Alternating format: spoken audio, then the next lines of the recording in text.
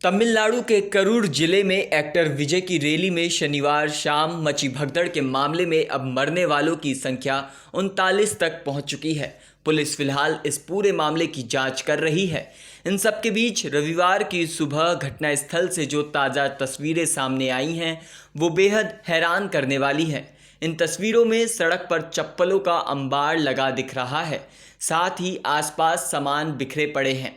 इन तस्वीरों को देख आप इस बात का अंदाज़ा लगा सकते हैं कि आखिर भगदड़ के समय यहाँ कैसे हालात रहे होंगे। पुलिस के अनुसार जिस समय से भगदड़ मची उस दौरान घटनास्थल पर बड़ी संख्या में महिलाएं और बच्चे भी मौजूद थे। मरने वालों में कई महिलाएं और बच्चे भी शामिल हैं।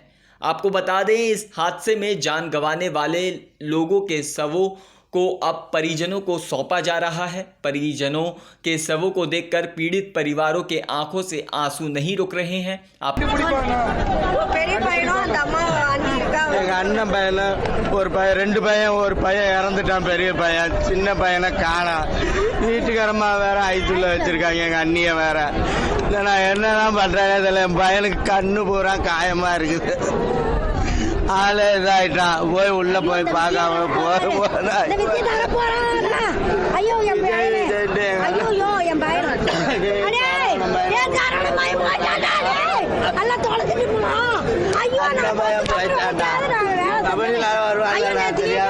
சொன்னானே வீட்டுல சேர்றதுல எங்க அப்பாய்க்கு நான் ஜோறு போடுறேன்னு சொன்னானே.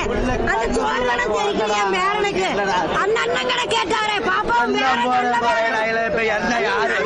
சொன்னாரு. ஐயோ, இப்ப யாரா வருவா சொல்றா, இங்க வந்து யாரா என்னடா பண்ணுவோம் கேக்குறா. आपको बता दें कि इस घटना में अभी तक 39 लोगों की मौत हो चुकी है। मरने वालों में कई महिलाएं और बच्चे भी शामिल हैं। आपको बताएं, इस खौफनाक घटना के बाद अब प्रशासन पर कई तरह के सवाल खड़े हो रहे हैं। आपको बता दें, रिपोर्ट्स के अनुसार एक्टर विजय का ये रोड शो उस समय निकाला है जब पहले से ही रोड शो निकालने पर बैन लगाया गया था। ऐसे में सवाल ये उठता है, इस बैन के बावजूद भी विजय को रोड शो करने की अनुमति कैसे मिल गई। प्रशासन इस बात की दुहाई दे रहा है, जितने लोगों के जुटने की अनुमति दी गई थी उससे कई गुना ज़्यादा लोग वहां पहुंचे थे। लेकिन सवाल ये है कि प्रशासन ने रोड शो पर लगे बैन के बाद भी विजय को रोड शो क्यों निकालने दिया। मामले की जांच में जुटे पुलिस टीम के सूत्रों के अनुसार रैली के दौरान भीड़ अपने नेता के भाषण को आराम से सुन रही थी। इसी दौरान किसी ने बच्ची के लापता होने की बात कही और वहां मौजूद लोग बच्ची को ढूंढने के लिए आगे पीछे होने लगे।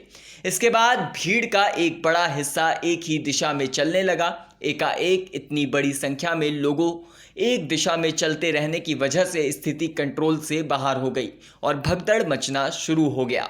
जिस समय भगदड़ मची उस दौरान पुलिस भी मौके पर मौजूद थी, लेकिन भीड़ के काबू होने के बावजूद भी बेकाबू हो गई और स्थिति को नियंत्रण नहीं रख पाए।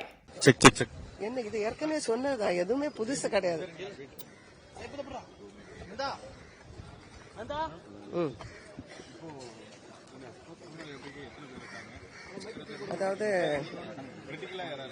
கிரிட்டிக்கலா இருக்கிறது 2 பேர் தான் இருக்கிறாங்க. இது வரைக்கும் 31 உடல்கள் போஸ்ட்மார்ட்டம் பண்ணப்பட்டு கொடுக்கப்பட்டு இருக்கிறது.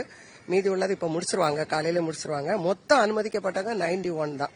அதுல இறந்த நிலையில அனுமதிக்கப்பட்டவங்க 39 பாடி தான். அவ்வளவுதான்.